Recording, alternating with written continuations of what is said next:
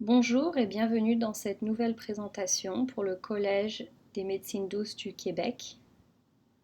Nous parlerons aujourd'hui de l'aromathérapie dans le cabinet naturopathique. Donc cette présentation est un complément pour le cours F358 qui se situe dans vos manuels et qui est sur l'aromathérapie. Nous parlerons aujourd'hui de différents points sur l'aromathérapie. D'abord, bien sûr, quelques définitions essentielles pour mieux comprendre le reste du cours. Nous ferons une introduction assez brève sur la chimie des huiles essentielles, car le but de cette présentation est plutôt d'apprendre comment appliquer les principes de l'aromathérapie dans le contexte pratique des conseils que l'on va donner à ses clients. Ensuite, quelles sont les précautions à prendre, bien sûr, quand on manipule les huiles essentielles. Il y a quelques précautions pour faire ça de façon sécuritaire. Et nous finirons par une grande section sur les utilisations communes des huiles essentielles dans le cabinet naturopathique. Donc dans cette présentation à l'écrit, j'ai à chaque fois abrégé huile essentielle par HE, puisque ça revient multiples fois bien sûr dans les prochaines 60 minutes.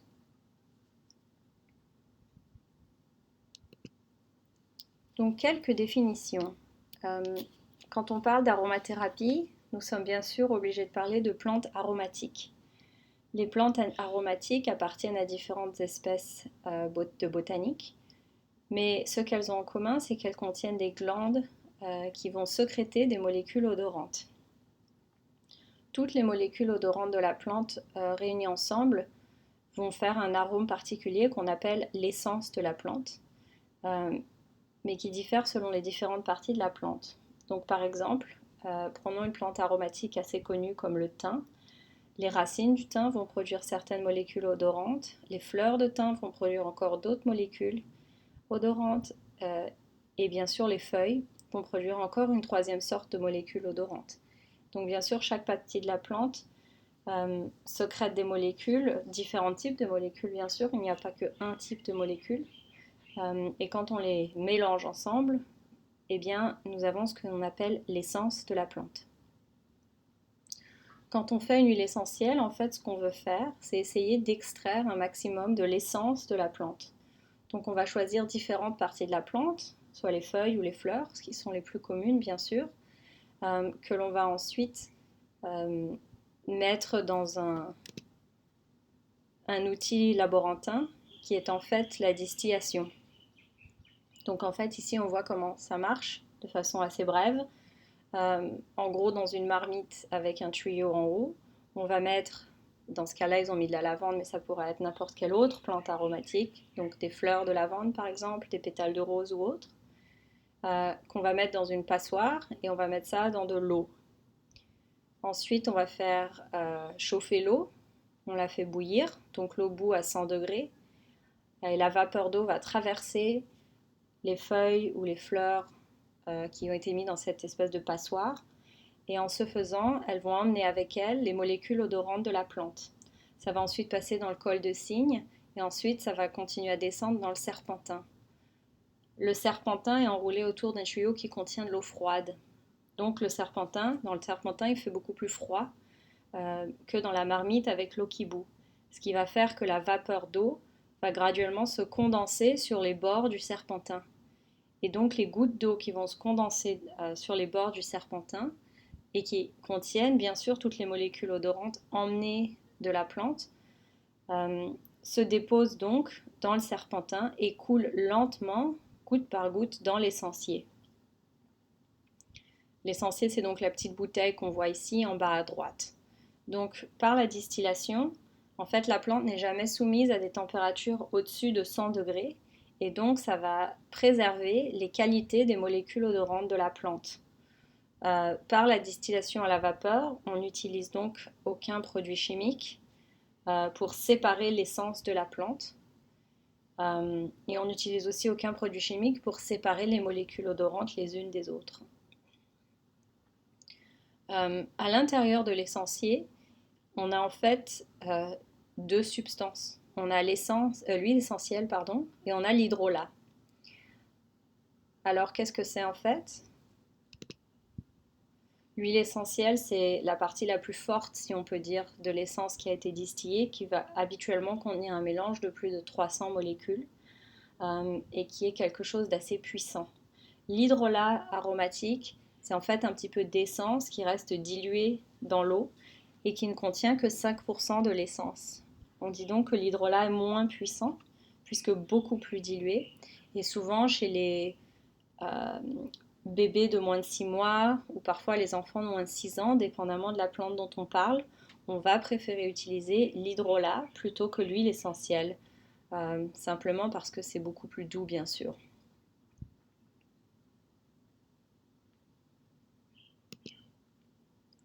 Parlons un petit peu de botanique.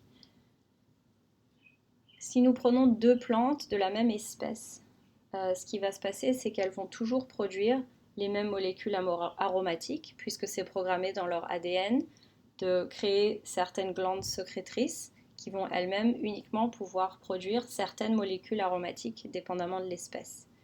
Donc quand on est une plante dans une certaine espèce, on peut toujours de toute façon que produire les mêmes molécules odorantes. Mais par contre, ce qui va être différent, c'est la proportion de ces molécules aromatiques. Donc par exemple, du thym qui pousse en Méditerranée en France va peut-être produire une essence qui va avoir des propriétés et une odeur, etc., qui va être différente du thym qui pousse en Sardaigne, par exemple, en Italie. Et donc on dit qu'il existe différents chémotypes d'une plante aromatique. Bien sûr, on s'est rendu compte que, dépendamment du chémotype de la plante, eh bien, elles vont avoir des propriétés un petit peu différentes. Donc, il faut savoir en fait quel chémotype on désire utiliser pour avoir un effet voulu. Il y a certains chémotypes qui sont beaucoup plus puissants et abrasifs que d'autres, par exemple. Et ensuite, on a une notation particulière que j'ai mise ici en exemple en bas pour le thym. Donc, on va mettre le nom latin de la plante en particulier, donc Thymus vulgaris. Et ensuite, souvent entre parenthèses en italique, on va mettre le chémotype. Donc, dans ce cas-là, c'est l'inanol. Ce qu'on met dans le nom du chémotype, c'est souvent le nom de la molécule odorante que nous trouvons en plus grande quantité dans cette huile essentielle. Donc, par exemple, le Thymus vulgaris de propriété linanol, c'est un thym qui produit plus de linanol que peut-être une autre sorte de thym qui pousse ailleurs, sous un climat peut-être légèrement différent, ou dans un environnement un petit peu différent. Donc pour chaque plante, on peut avoir des centaines de différents chémotypes.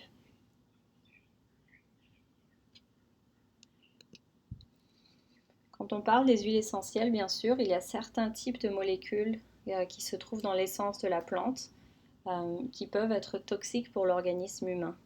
Alors, quelques grandes règles. Évidemment, ceci est un grand thème. Je vous fais juste un petit aperçu rapide. Mais en gros, les plantes qui contiennent des phénols, je vous ai mis quelques exemples, thymol, eugénol, carvacrol, qui sont des molécules assez connues dans le monde de l'aromathérapie. Celles-ci sont généralement toxiques pour le foie et souvent très irritantes pour la peau, donc il faut bien les diluer. Par exemple, le thym qu'on dit à variété rouge a une huile essentielle qui est très irritante pour la peau. Donc par exemple, chez une personne à peau sensible, même une goutte peut vraiment créer des démangeaisons, des rougeurs et même déclencher une allergie. Le fait qu'elle soit toxique pour le foie, ça veut aussi dire qu'il faut faire attention si on s'en sert souvent parce qu'il va y avoir un effet cumulatif. C'est-à-dire que si on s'en sert de temps en temps, le foie va pouvoir détoxifier ces molécules, mais si on s'en sert plusieurs fois par jour pendant plusieurs semaines, ça peut effectivement commencer à créer des symptômes hépatiques et souvent ça pourrait même créer des changements au niveau des tests sanguins hépatiques qu'une personne peut faire. Donc quelques exemples de plantes qui contiennent des phénols, c'est surtout nos plantes méditerranéennes telles que l'origan, la sarriette des montagnes, le thym, mais aussi certaines épices asiatiques très connues comme la cannelle ou bien sûr le clou de girofle. Donc pour se servir de ces plantes-là et de ces huiles essentielles-là, diluer ces plantes et ces huiles essentielles est absolument essentiel. Ensuite, nous avons des plantes qui contiennent ce qu'on appelle des furocoumarines. Et celles-ci ont des effets photosensibilisants. Ça veut dire que quand on s'en sert par voie interne ou même par voie cutanée, c'est-à-dire quand on en étale sur la peau, il ne faut pas s'exposer au soleil immédiatement après, parce qu'on risque d'attraper un coup de soleil beaucoup plus facilement.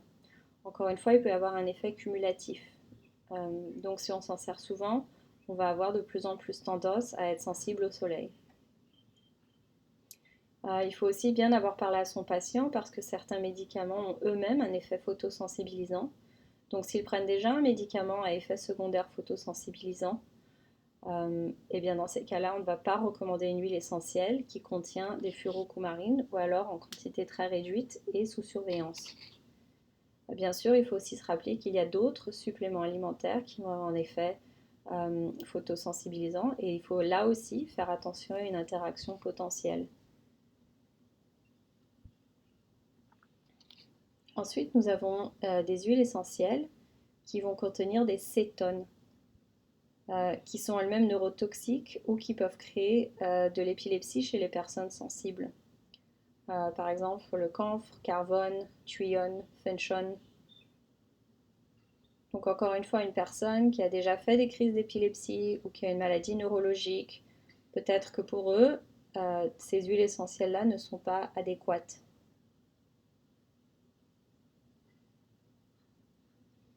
Au passage, il y a aussi certaines huiles essentielles qui contiennent des terpènes. Et donc, elles ont des propriétés positives, c'est-à-dire qu'elles sont anti-allergiques, anti-inflammatoires, antalgiques, anti-infectieuses. Mais attention, la présence des terpènes veut dire qu'elles peuvent elles aussi être irritantes, mais à beaucoup plus forte dose que les huiles essentielles qui contiennent des phénols. Des exemples, c'est par exemple le romarin, celui qui contient des pinènes par exemple, le genévrier, le pin sylvestre. Donc certaines huiles essentielles, on va quand même s'en servir de façon commune dans le cabinet naturopathique, mais il faut savoir qu'à forte dose, les peaux plus sensibles vont réagir. Dans tous les cas, même avec une huile essentielle qui est a priori non toxique et pas irritante, une personne peut toujours avoir une réaction au niveau dermatologique, ce qui nous pousserait à revoir l'utilisation de cette huile essentielle chez cette personne.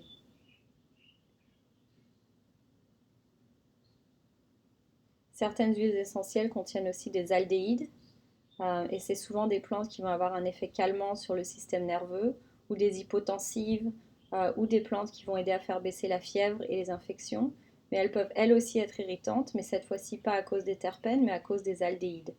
Par exemple, le thym vulgare acitral, la cannelle de Ceylan ou la mandarine. Donc encore une fois, ceux qui contiennent des terpènes et des aldéhydes vont être moins dermo-irritantes que les huiles essentielles qui contiennent des phénols, mais elles peuvent quand même le devenir. Donc attention. De façon plus pratique maintenant, comment on prend les huiles essentielles? Donc on peut les prendre par voie orale, cutanée, par inhalation ou par voie suppositoire ou ovule gynécologique. Par voie orale, la façon traditionnelle de faire, c'est de prendre un morceau de sucre et de mettre uniquement 3 gouttes d'huile essentielle sur le morceau de sucre. Bien sûr, ça a l'avantage que la plupart de ces huiles essentielles ont quand même très mauvais goût, donc le sucre permet d'atténuer un peu ça, notamment pour aider les petits à les prendre. Une autre façon, c'est de les diluer dans une cuillère à thé d'huile d'olive. Si l'on décide de prendre une gélule qui contient des huiles essentielles, il faut faire très attention. Il y a beaucoup de marques peu scrupuleuses sur le marché qui vont mettre des huiles essentielles dans des gélules. Le problème, c'est que l'huile essentielle dans une gélule a tendance à être moins diluée et plus concentrée que lorsqu'on met uniquement quelques gouttes sur un morceau de sucre. Et donc, ce qui va se passer, c'est que si l'on déverse dans l'estomac une grande quantité d'huile essentielle concentrée, mal préparée par une marque peu scrupuleuse, on peut développer des problèmes de gastrite, brûlure d'estomac, qui vont bien sûr endommager la muqueuse gastrique, donc ça n'est pas recommandé. En général, je trouve qu'il y a beaucoup de marques d'huile essentielle qui sont des mauvaises marques. C'est-à-dire ce sont des marques qui n'utilisent pas la distillation à vapeur pour extraire leurs huiles, ou uniquement partiellement, et qui vont ensuite utiliser tout un tas de méthodes et de produits chimiques abrasifs, ou l'utilisation de la chaleur pour séparer l'essence de la plante. C'est un problème parce que les produits chimiques utilisés vont laisser des résidus dans le produit final, donc dans l'huile essentielle. Et l'utilisation de trop de pression ou de trop de chaleur pour séparer l'essence de la plante va bien sûr déformer les molécules intéressantes dans l'huile essentielle et ce sera donc thérapeutiquement beaucoup moins intéressant. Pour les huiles essentielles, il est très important d'utiliser des marques qui utilisent des plantes aromatiques bio. Encore une fois, il faut se rappeler que quand on va faire la distillation à la vapeur, s'il y a des résidus de pesticides ou autres produits chimiques qui ont été pulvérisés sur la plante, il y aura des résidus de ces produits chimiques dans l'huile essentielle finale, qui vont être elles-mêmes très concentrées à cause du processus de distillation. C'est particulièrement problématique si on utilise ça chez les personnes sensibles, malades ou chez les petits. Donc on ne veut pas qu'en recommandant la prise d'huile essentielle, on soit petit à petit en train d'intoxiquer notre patient avec des pesticides super dilués ou des résidus de produits chimiques utilisés pendant l'extraction. Donc il faut toujours utiliser des marques bio et qui utilisent uniquement la distillation à la vapeur pour préparer leurs huiles essentielles. Dépendamment des pays, nous avons maintenant certains organismes qui vérifient les bonnes procédures pour faire les huiles essentielles et qui vont ensuite apposer leur label sur les produits. Donc il peut être intéressant d'utiliser des huiles essentielles avec ce propre label. Il y a quelques grandes marques très connues qui sont vendues mondialement d'huiles essentielles, qui ont un très bon système de marketing et qui sont devenues connues et populaires et qui vont avoir un label sur leur bouteille. Par contre, quand on regarde le label, on se rend compte que c'est un label qui est décerné par l'entreprise elle-même pour ses produits. C'est donc un faux label qui ne vient pas d'un organisme indépendant qui va faire une vraie vérification sur ces huiles. Donc moi, je recommande, quand vous recommandez un produit à base d'huile essentielle, de bien avoir fait votre recherche, votre lecture pour savoir qu'est-ce qui se cache derrière ce produit. Parce que les huiles essentielles, peut-être plus que d'autres produits à base de plantes et de suppléments, peuvent avoir un vrai effet toxique beaucoup plus rapidement, surtout si elles ont été modifiées par l'ajout de ces produits chimiques lors de leur fabrication ou simplement parce que ça vient de plantes qui ne sont pas bio. En général, je ne me sers pas souvent des huiles essentielles par voie orale, simplement parce qu'on peut avoir un très bon effet et de façon plus sécuritaire, soit par voie cutanée, par inhalation ou par suppositoire. Comment se servir des huiles essentielles par voie cutanée? On prend simplement quelques gouttes pures par jour que l'on va apposer sur l'endroit voulu de la peau, par exemple sur une piqûre de moustique, sur un bouton d'acné, on peut mettre une goutte pure. Ou alors, si on veut mettre l'huile essentielle sur une plus grande surface de la peau, on va diluer 3 gouttes dans une cuillère à thé d'huile, d'une huile légère, comme de l'huile d'amande douce par exemple. Ceci dit, j'ai beaucoup de patients qui finissent par diluer ça avec l'huile qu'ils ont à la maison, ce qui peut être une huile d'olive, huile de ricin, huile de noix de coco, qui est une huile un peu plus épaisse, donc un peu moins agréable sur la peau, mais qui ne va en aucun cas déranger l'effet thérapeutique de l'huile essentielle. Bien sûr, on peut prendre une huile essentielle par inhalation. La méthode la plus simple, c'est simplement de préparer un grand bol d'eau bouillante et d'y mettre quelques gouttes de l'huile essentielle voulue. Et soit de respirer ce mélange, ou alors beaucoup de gens aujourd'hui ont des diffuseurs qui sont donc des petites machines que l'on peut brancher et qui font bouillir un peu d'eau dans lequel on aura mis quelques gouttes d'huile essentielle pour diffuser ça dans la pièce. Donc c'est devenu très pratique parce que bien sûr la méthode plus ancienne avec de l'eau bouillante peut poser un vrai risque, surtout par rapport aux enfants, qu'ils se renversent le bol chaud sur la peau. Ensuite, si l'on désire faire un suppositoire ou une ovule gynécologique, on va mettre ça dans un excipient gras. Donc par exemple, il y a beaucoup d'ovules gynécologiques produits par des entreprises qui font des suppléments naturels, qui vont utiliser du beurre de cacao comme base générale. Donc souvent, on va avoir beurre de cacao parce que c'est solide à température ambiante, dans lequel ils auront dilué quelques gouttes d'huile essentielle. Ça fait que l'on peut insérer ça au niveau vaginal très facilement. Et la personne peut garder l'ovule pendant la nuit pour que l'huile essentielle ait vraiment le temps de pénétrer la muqueuse. Quand on utilise une huile essentielle par voie cutanée, on va essayer d'éviter les muqueuses, bien sûr. Donc on ne va pas mettre des gouttes d'huile essentielle, même diluées, dans la bouche par exemple, ou au niveau du vagin ou dans les yeux. Mais par contre, sous forme d'ovules gynécologiques ou de suppositoires, quand c'est dilué dans un excipient gras, et donc beaucoup plus dilué que dans une cuillère à thé d'huile légère, on peut s'en servir. Dans tous les cas, ce qui est bien, c'est que si c'est par voie cutanée, par inhalation ou par suppositoire ou ovule, si le produit est trop concentré, le patient va sentir un inconfort assez évident, donc une sensation de brûlure.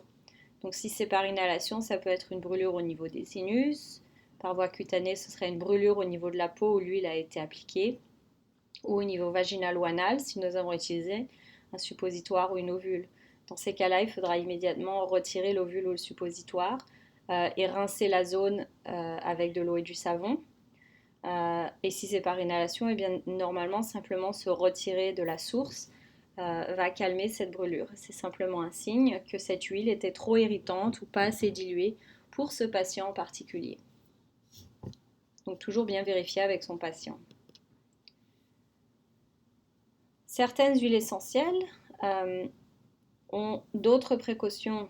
Alors par exemple, celles qui contiennent des lactones et des cétones qui peuvent être neurotoxiques, bien sûr on ne va pas s'en servir chez les enfants ou la femme enceinte. Pendant longtemps, on s'est servi de la menthe poivrée chez les enfants de moins de 3 ans, jusqu'à ce qu'on se soit rendu compte que chez les enfants à tendance allergique, ils pouvaient avoir une réaction au niveau du larynx, un peu comme une réaction allergique qui peut les faire suffoquer. Donc on ne recommande plus l'utilisation de la menthe poivrée chez les petits. Comme je vous disais tout à l'heure, une huile essentielle, n'importe laquelle, même une relativement douce, peut toujours déclencher une allergie et avoir un effet cumulatif. Donc il faut toujours d'abord tester l'huile essentielle sur moins concentré ou sur une plus petite région de la peau et voir si elle le tolère. Et toujours rester alerte qu'une huile qui a été bien tolérée auparavant peut déclencher une allergie. Donc encore une fois, toujours vérifier avec son patient. Les huiles essentielles utilisées doivent être toujours à 100% naturelles, bien sûr. Comme on disait tout à l'heure, par des entreprises qui n'utilisent que des plantes bio et qui n'utilisent que la distillation à la vapeur comme méthode d'extraction. Et bien sûr, comme certaines huiles essentielles sont photosensibilisantes, après en avoir mis sur la peau ou même pris par voie orale, il faudra éviter de s'exposer trop au soleil.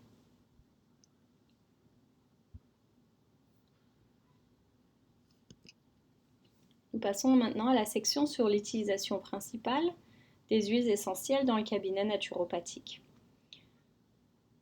Donc j'imagine que certains naturopathes utilisent les huiles essentielles peut-être plus que moi, mais là j'aimerais vous faire un aperçu de comment moi je m'en suis servie avec les années, avec de bons résultats dans différentes sphères. Donc nous parlons de la sphère dermatologique, gynécologique, bien sûr pour le système digestif et la sphère ORL, et ensuite 2 ou 3 autres utilisations intéressantes.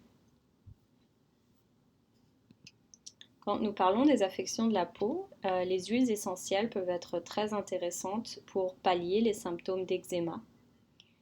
Alors, l'eczéma peut venir sous 2 formes, un eczéma sec ou un eczéma suintant. Souvent, un eczéma qui est sec initialement et qui gratte va devenir suintant au fur et à mesure qu'il devient chronique. Et surtout s'il occasionnait beaucoup de démangeaisons et la personne s'est beaucoup grattée. À ce moment-là, la peau va avoir tendance à se fendre et à suinter en faisant une vraie plaie.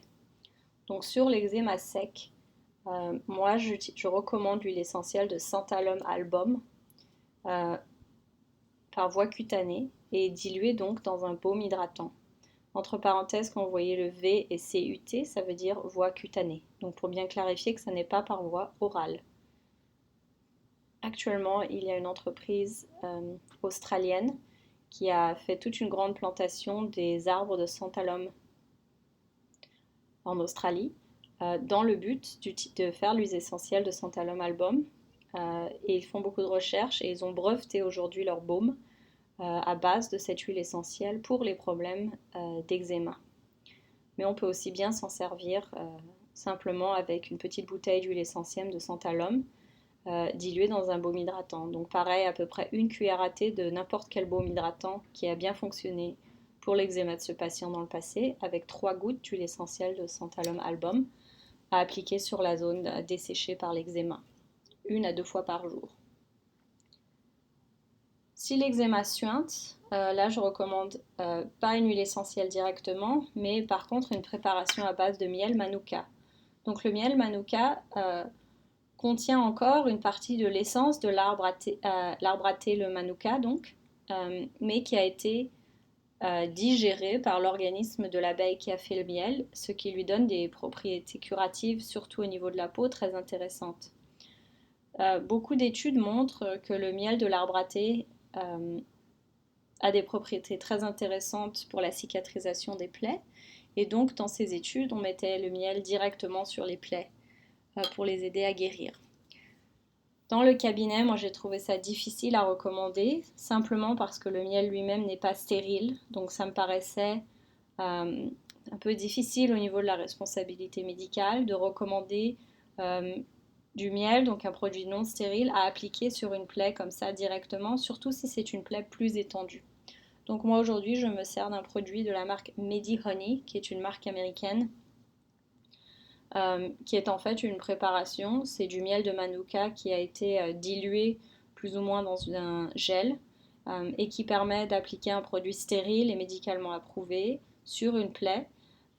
Et aussi la texture du gel est beaucoup plus facile à manier que de mettre du miel directement sur une plaie. Dans tous les cas, sur les plaies, mais notamment les plaies de l'eczéma qui donc ont du mal à guérir et qui peuvent facilement s'infecter parce que la personne se démange, je vais avoir tendance à recommander cette préparation à base de miel de manuka. On peut aussi se servir du Medihoney sur des plaies post-chirurgicales par exemple, ou sur n'importe quelle plaie qui est assez étendue et qui peut avoir du mal à cicatriser, ou là où on s'inquiète d'un vrai risque d'infection. En parlant d'infection, les huiles essentielles sont aussi très intéressantes pour l'acné et les abcès dits chauds. C'est-à-dire, là je vous ai mis une photo d'un petit abcès chaud. Ça ressemble en fait à un gros bouton d'acné. C'est-à-dire que c'est très rouge, très chaud, très douloureux. Et ce qui se passe, c'est qu'il y a une collection de pus qui se forme sous la peau. Et c'est la pression du pus qui détend la peau qui fait mal. Et donc il faut aider l'abcès à drainer, c'est-à-dire à s'ouvrir pour que le pus puisse s'en sortir. Les abcès chauds sont bien sûr dus à une infection bactérienne et peuvent venir bien sûr d'un bouton d'acné qui a dégénéré. Ça peut venir d'une piqûre de moustique qui s'est infectée. Certaines personnes vont les avoir de façon relativement spontanée, c'est-à-dire que le follicule qui est à la base du poil dans la peau va s'infecter de façon récurrente. Si ça arrive, il faut faire un traitement de fond, notamment du foie. Mais en attendant, directement sur l'acné ou sur un abcès chaud, on va pouvoir utiliser de l'huile essentielle de Melaleuca, donc encore alternifolia, par voie cutanée. Et donc ce qu'on va faire, c'est simplement mettre 1 ou 2 gouttes directement sur le bouton d'acné ou l'abcès chaud. Moi, je recommande d'utiliser ça avec du thé vert ou du thé noir, qui ont des propriétés desséchantes et astringentes assez intéressantes dans l'acné ou l'abcès chaud. Donc, si on a un gros bouton d'acné ou un abcès chaud, ce qu'il faut faire, c'est faire une tasse de thé noir ou de thé vert très forte et très chaude. Ensuite, nous mettons un coton ou une compresse dans le thé. On l'imbibe de thé, sans se brûler bien sûr. On laisse refroidir un petit peu et on va le mettre directement sur l'abcès. Donc on ne veut pas se brûler, mais on veut que le coton ou la compresse soit le plus chaud possible parce que la chaleur va diluer tous les petits vaisseaux à l'intérieur de l'abcès et donc ça va apporter de la circulation et ça va aider le furoncle à drainer et à guérir.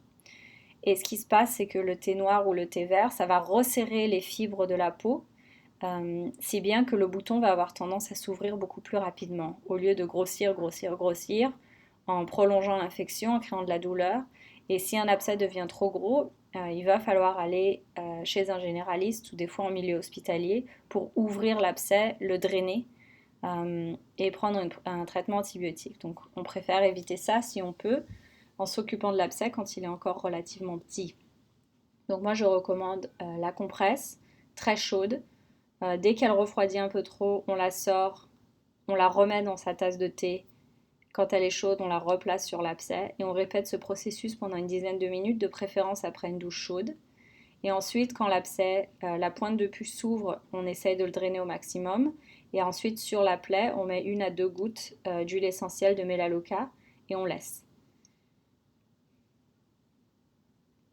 Après, pour les piqûres de guêpe et brûlures dites sévères, c'est-à-dire, on va dire, des brûlures au 2e degré, dans ces cas-là, il faut se servir de l'huile essentielle, non pas de Lavandula officinalis, qui est la lavande commune ou lavande vraie, mais on va utiliser la lavande aspic. Et c'est pareil, on met quelques gouttes directement sur la brûlure ou piqûre de guêpe, donc non diluée, toutes les 5 minutes pendant à peu près 1 heure. C'est un traitement très efficace pour aider la douleur et faire disparaître l'inflammation des piqûres de guêpe relativement rapidement. Bien sûr, une brûlure plus sévère au 2e degré aura besoin d'un traitement hospitalier peut-être plus important, donc il ne faut pas négliger ça. Mais l'huile essentielle peut être intéressante dans le contexte des premiers soins à la maison. Sur une brûlure plus légère et surtout chez les enfants, on va plutôt recommander de l'huile essentielle de lavande vraie. Encore une fois, par voie cutanée, quelques gouttes sur la brûlure, toutes les 5 à 10 minutes jusqu'à ce que la douleur s'estompe. Bien sûr, on n'oublie pas avant ça de faire son traitement de premiers soins habituel, c'est-à-dire pour une brûlure, on va mettre la brûlure sous un robinet d'eau froide pendant 5 à 15 minutes, dépendamment de la sévérité de la brûlure. S'il y a des cloques, alors on sait que c'est une brûlure au 2e degré, et si elle est très étendue, il faudra peut-être emmener la personne à l'hôpital. Par contre, si c'est une petite brûlure au 2e degré, on peut essayer à la maison avec la lavande aspic. On a aussi bien sûr l'homéopathie dans ce contexte. Donc pour les piqûres de guêpe apis, en 15, 6 ou 9 CH toutes les heures ou toutes les 15 minutes, pendant la journée de la piqûre et possiblement le jour d'après. Et pour les brûlures, on va se servir de Cantharis, bien sûr, apis qui peut parfois être utile aussi, pour aider avec la douleur de la brûlure. Maintenant, nous parlerons des huiles essentielles en gynécologie. Ce qui marche très bien comme traitement basique à la maison pour une mycose vaginale ou une infection bactérienne vaginale. Quelle est la différence? Les deux peuvent démanger, mais la mycose, qui est donc due à un champignon, souvent le Candida albicans, a tendance à démanger beaucoup plus qu'une infection bactérienne vaginale et va avoir une production vaginale très blanche et assez solide. Une infection bactérienne démange moins et le mucus vaginal ressemble un peu plus à de la morve, c'est-à-dire que c'est un peu jaune-vert, parfois un peu blanchâtre, mais moins que pendant une mycose. Dans les deux cas, on peut servir de l'essence ou de l'huile essentielle qui se trouve dans l'ail, sauf que nous ne recommandons pas l'huile essentielle d'ail elle-même parce qu'elle peut être très abrasive sur la muqueuse. Par contre, on peut simplement prendre une gousse d'ail qu'on aura préalablement épluchée. On y fait quelques incisions avec un couteau pour qu'il y ait un peu plus de l'huile qui en sorte.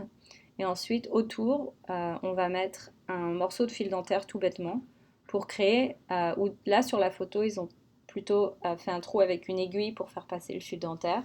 Ce qu'on peut aussi faire, mais ça marche aussi très bien avec une incision au couteau et simplement le fil dentaire.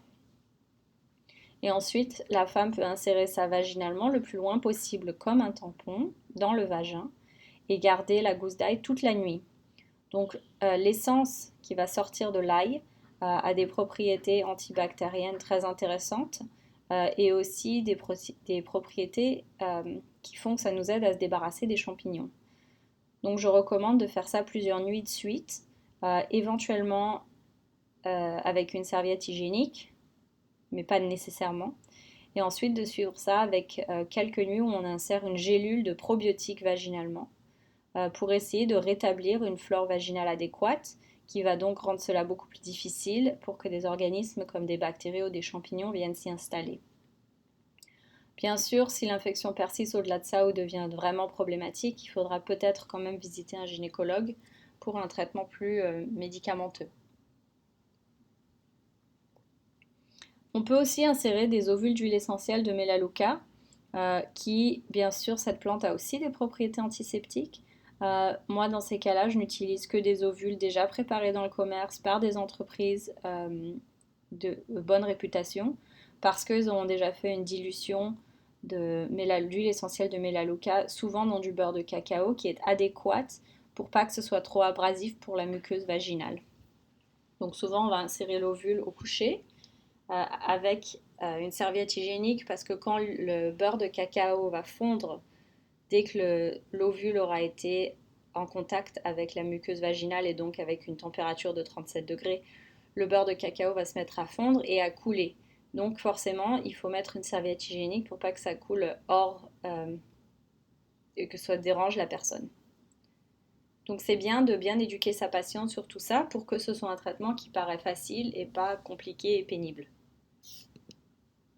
On peut aussi beaucoup se servir de l'aromathérapie dans les problèmes de règles abondantes. Certaines femmes ont tendance à avoir des règles très abondantes. Bien sûr, si une patiente se présente avec des règles très abondantes, c'est-à-dire qu'il faut changer le tampon, la serviette hygiénique toutes les heures, ou s'il faut qu'elle se réveille la nuit pour se changer, cela vous pousserait à l'envoyer chez un gynécologue pour faire un contrôle, pour voir pourquoi les règles sont si abondantes, parce que ça peut être dû à de l'endométriose, à un myome, des kystes, une tumeur. Donc une fois que l'on sait que les règles abondantes ne sont pas dues à un problème médical qu'il faut régler, on peut faire des recommandations pour assécher un peu les règles, pour les pallier. Donc l'huile essentielle de cinnamonium, c'est-à-dire de cannelle, peut être très intéressante. Donc quelques gouttes, soit dans une cuillère à café d'huile d'olive, euh, ou une autre huile, amassée sur l'abdomen toutes les 3 à 6 heures pendant les règles abondantes. Alors attention, cette huile peut être aussi un peu dermo-abrasive, donc si la personne a la peau sensible, peut-être commencer d'abord par une goutte dans une grosse cuillère à café, voire une petite cuillère à soupe, et voir si la peau de cette personne le tolère ou si ça crée des irritations. Et graduellement augmenter la dose jusqu'à avoir l'assèchement désiré des règles. Sinon, ce qu'on peut aussi faire, aujourd'hui, il y a des suppléments qui vont prendre de l'écorce de cannelle, la réduire en poudre et la mettre dans des gélules ou en poudre et que l'on peut prendre pendant les règles pour les assécher. On a aussi bien sûr d'autres plantes qui ne sont pas des plantes aromatiques comme le Capsella bursa pastoris par exemple, qui peuvent être très utiles pour rendre les règles moins abondantes. Mais ici, comme cette présentation est surtout sur l'aromathérapie, je voulais présenter les traitements qui utilisent surtout l'huile essentielle de cannelle pour arriver à ces résultats. En digestion, certaines huiles essentielles sont précieuses. Donc bien sûr, celle qui vient en premier en haut de la liste, qui est très utilisée, c'est la menthe poivrée, dit Mentha piperita, par voie cutanée. Quelques gouttes diluées encore une fois dans une cuillère à café d'huile d'olive, amassées sur l'abdomen. Après un repas, quand on va avoir tendance au ballonnement. Peuvent être très très très utiles. Par voie orale, bien sûr, on peut aussi simplement mâcher quelques graines de fenouil, quelques feuilles de menthe, mâcher un bâton de cannelle. Toutes ces huiles essentielles-là vont avoir des propriétés qui vont avoir tendance à casser les grosses bulles de gaz en plus petites bulles, qui peuvent donc être évacuées en réduisant les ballonnements.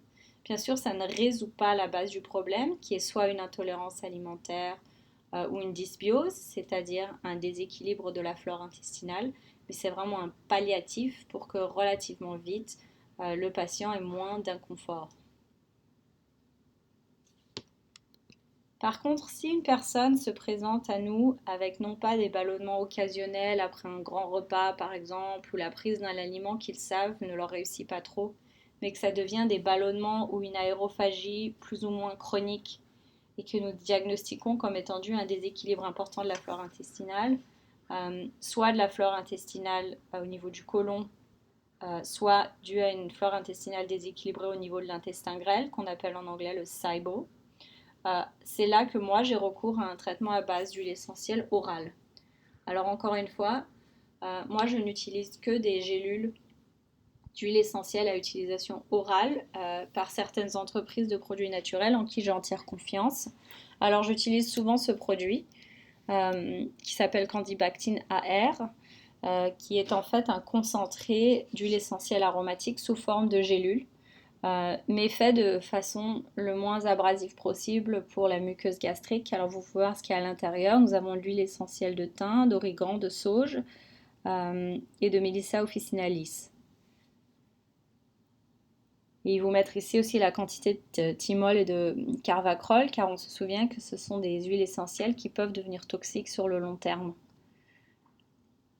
Donc on va recommander ces gélules à prendre avec les repas pendant à peu près 2 semaines pour essayer de déloger certaines bactéries néfastes qui créent beaucoup de gaz, ballonnement, aérophagie. Et on va ensuite, après les 2 semaines de traitement avec ces huiles essentielles orales, on va se servir de probiotiques pour essayer de remettre les bonnes bactéries à l'intérieur de l'intestin. Et bien sûr, nous travaillerons avec le patient pour aussi modifier leur alimentation, pour pas que ce soit une alimentation qui fait pousser, si l'on peut dire, ces mauvaises bactéries et mycoses. Ceci peut être un traitement qui prend longtemps, et s'il y a des intolérances alimentaires, il faut aussi s'en occuper. Donc là, c'est une utilisation orale des huiles essentielles que nous voyons de plus en plus en naturopathie, car nous en savons de plus en plus sur les déséquilibres intestinaux, et on a une vraie recherche aujourd'hui sur ces huiles essentielles dans ce contexte. Mais moi, je ne recommanderais pas de prendre pendant 2 semaines les huiles que vous voyez ici sur un morceau de sucre. Je préfère qu'elles soient packagées correctement dans une gélule par une entreprise qui a fait de la recherche là-dessus. Je n'utiliserai pas un produit comme ça chez une personne qui a une gastrite, un historique d'ulcère, parce que j'aurais peur que ce soit un peu trop abrasif sur la muqueuse gastrique malgré tout. Donc il faut bien se rappeler de ça. Et bien sûr, si pendant la prise de ce produit, la personne a plus de ballonnement au début, c'est normal. C'est simplement dû à la mort, si l'on peut dire, des mauvaises bactéries et au processus inflammatoire que le corps va déclencher pour commencer son nettoyage. Mais par exemple, par contre, s'ils ont des brûlures d'estomac, des reflux acides, c'est probablement dû au fait que ces huiles essentielles sont un peu irritantes pour leur muqueuse et il faudra arrêter ou alors réduire la dose de façon substantielle. Dans la sphère ORL, alors là nous utilisons les huiles essentielles mais vraiment de façon très routinière. Donc chez une personne qui a une sinusite ou même une otite ou même une angine ou même un début de rhume, on peut recommander une inhalation d'huile essentielle d'Eucalyptus radidata. Donc comment on fait? On prend un grand bol d'eau chaude, ça va être à peu près 1,5 litre d'eau bouillante, dans lequel on va mettre 2 à 4 gouttes d'huile essentielle d'Eucalyptus radidata. Ensuite, la personne se penche au-dessus du bol de façon à respirer la vapeur chaude qui contient cette huile essentielle et se couvre la tête et le bol d'une serviette. Donc ça, c'est pour faire un petit sauna dans lequel on mettra uniquement la tête. Ça a 2 avantages. Bien sûr, ça nous fait inhaler cette huile essentielle qui a des propriétés antiseptiques et réparatrices de la muqueuse. Mais également, comme on expose le visage à une chaleur, ça fait diluer tous les petits vaisseaux au niveau des sinus pour faire bouger, pour faire circuler, pour que l'infection ne s'installe pas. Donc, chez une sinusite bien installée, on fera ça 2 à 3 fois par jour, cette inhalation. Encore une fois, je ne recommanderais pas ça chez les enfants de moins de 6 ans qui auraient tendance à gigoter, à ne pas écouter les instructions et possiblement se renverser le bol d'eau dessus. Donc uniquement chez un enfant qui peut déjà se tenir tranquille et bien écouter. Sinon, on peut aussi acheter un diffuseur et inhaler la vapeur qui sort du diffuseur. Avec un enfant, c'est plus sécuritaire. On va se servir de l'huile essentielle d'eucalyptus aussi en friction sur la poitrine et la plante des pieds.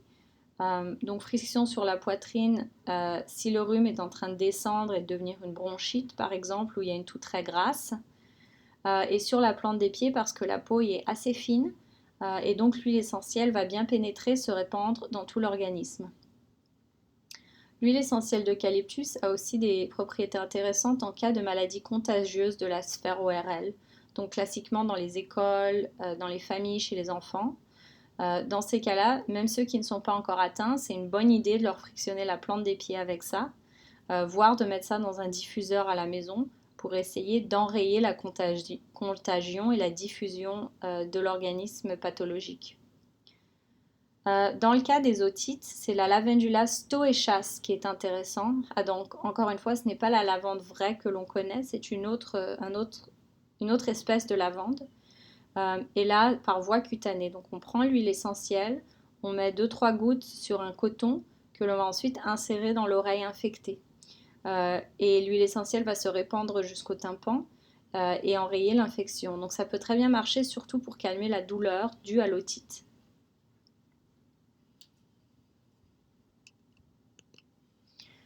Quelque chose qui peut aussi être très intéressant chez les enfants de moins de 4 ans qui ont une infection orale. Donc chez ces enfants-là, c'est parfois un peu dur parce que, ils sont trop jeunes pour l'utilisation de pas mal de nos huiles essentielles. 2, ils ne se tiennent pas tranquilles, donc on ne peut pas recommander une inhalation.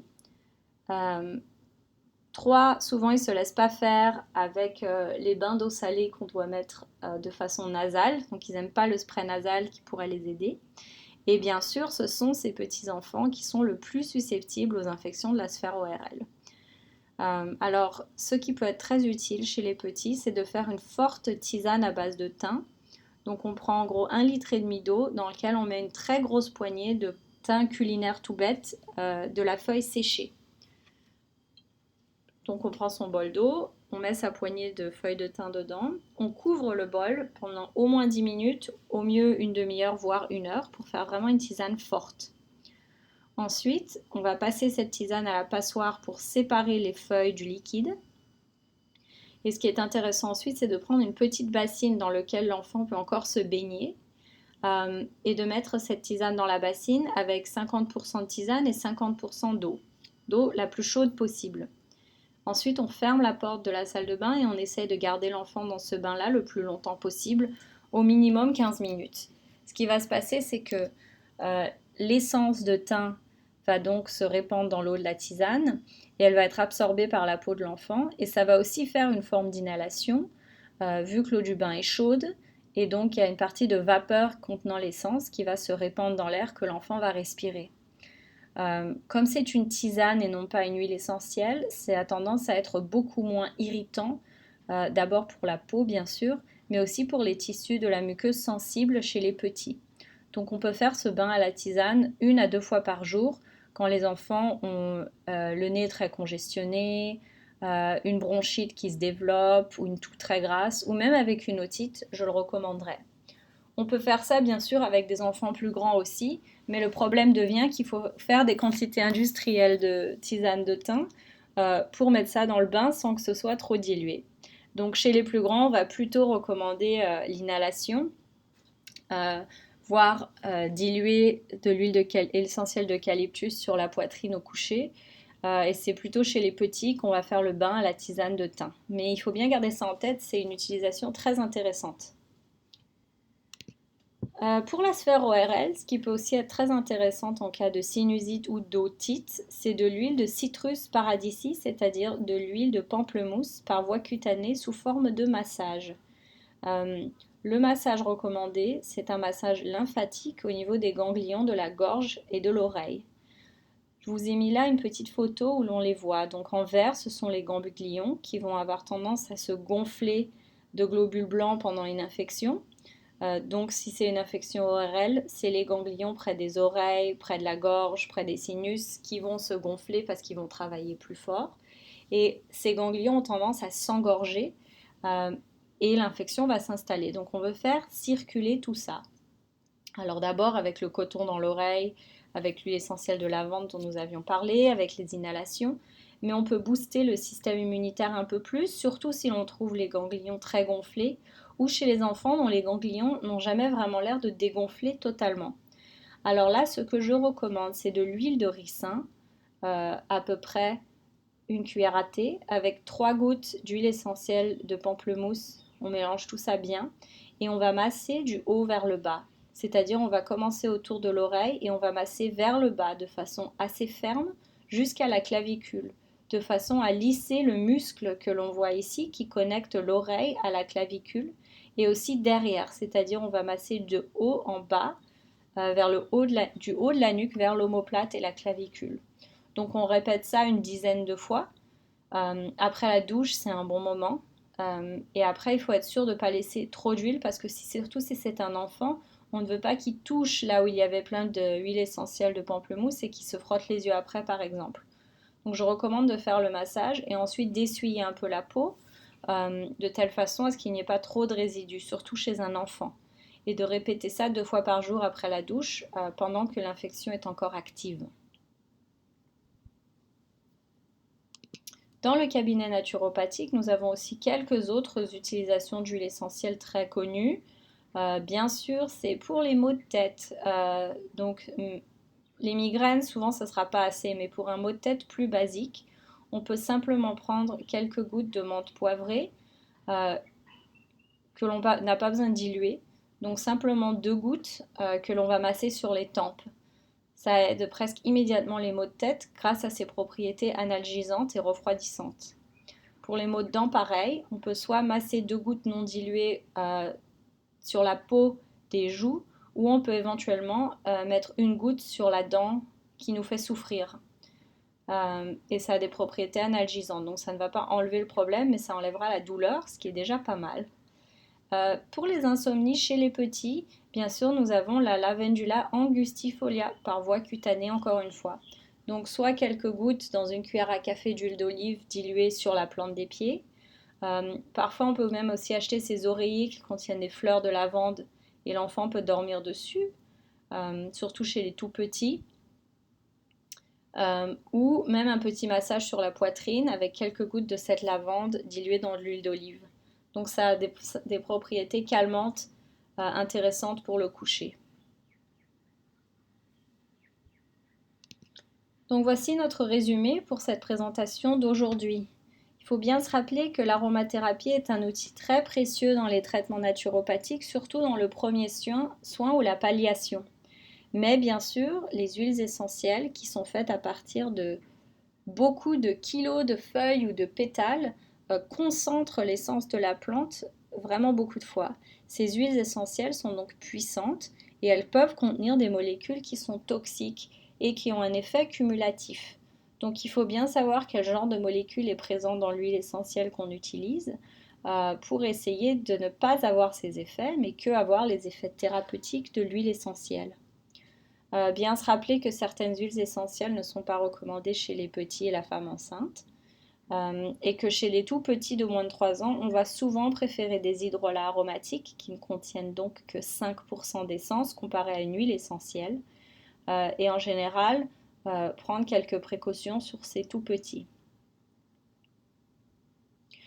Comme les huiles essentielles ont un effet cumulatif, moi je ne préfère ne pas les utiliser par voie orale de façon continue, mais plutôt favoriser la voie cutanée ou respiratoire comme en inhalation quand il y a un vrai problème aigu. Mais bien sûr, si l'on se sert d'une huile essentielle de façon cutanée ou respiratoire sur le long terme, il va aussi quand même avoir des effets cumulatifs. Donc bien garder ça en tête. En général, on a tendance à servir des huiles essentielles vraiment dans le premier soin et la palliation. Donc voilà, c'était notre présentation d'aujourd'hui. J'espère que vous avez trouvé ça intéressant et en vous souhaitant une bonne fin de journée.